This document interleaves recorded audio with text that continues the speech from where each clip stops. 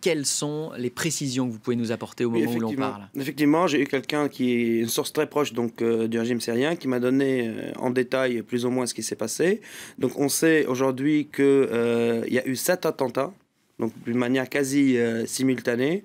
Il y a eu 3 attentats à Jablé. Donc Jablé, qui est un fief, comme vous l'avez très bien dit, du régime syrien, et Jablé, où il y a beaucoup de soldats, beaucoup de miliciens et beaucoup d'officiers du régime syrien, proviennent de cette ville de Jablé et de sa région. Donc à Jablé, il y a eu un attentat à la voiture piégée et 2 attentats kamikazes. Et on sait qu'un des kamikazes, donc d'après cette source proche du régime, est même monté dans une ambulance en aidant les blessés du premier attentat, pour qu'ils puissent arriver jusqu'aux urgences, où il a activé sa ceinture d'explosifs. Donc ça a été vraiment très calculé de la part des djihadistes. Il y a eu une personne, a priori, d'arrêtée à Jablé, mais on ne sait pas à ce stade si elle est vraiment impliquée ou quel était son rôle. Hein, ça, on le sait pas encore. En ce qui concerne Tartous, il y a eu 4 attentats à Tartous, donc au moins 40 morts. Jablé, c'est au moins 60 morts, donc on arrive au chiffre à au moins 100 morts en tout. Et il y a eu à Tartous un attentat avec un pick-up à la porte de la station de bus.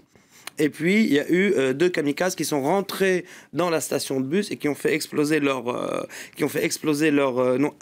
un kamikaze qui a fait exploser sa ceinture dans la station de bus et un autre attentat dans une zone résidentielle de Tartous qui s'appelle Al-Majd, où un 3e kamikaze donc s'est fait exploser.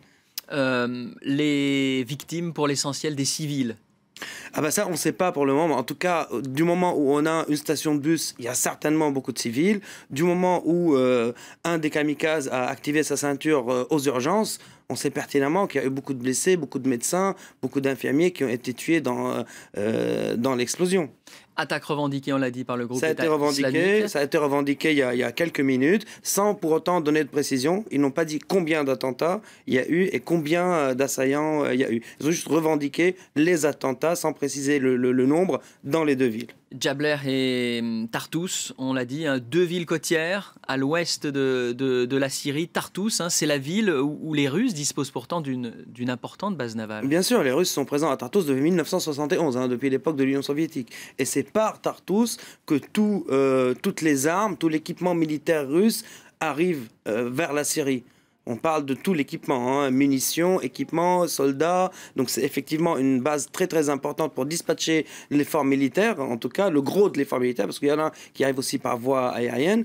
Et Jablé, comme je l'ai dit, Jablé c'est une ville symbole. Il y a beaucoup d'officiers de l'armée syrienne qui sont de Jablé, beaucoup de miliciens qui sont de Jablé. Et donc là, les djihadistes, ils frappent au cœur du vivier, en tout cas populaire, du régime syrien. Et ce qui est en tout cas inédit jusqu'à aujourd'hui. Les villes, ils ont été visées par des attaques de roquettes ou par des attentats par-ci par-là, mais pas de cette ampleur-là. Merci Wassim Nass pour ces précisions.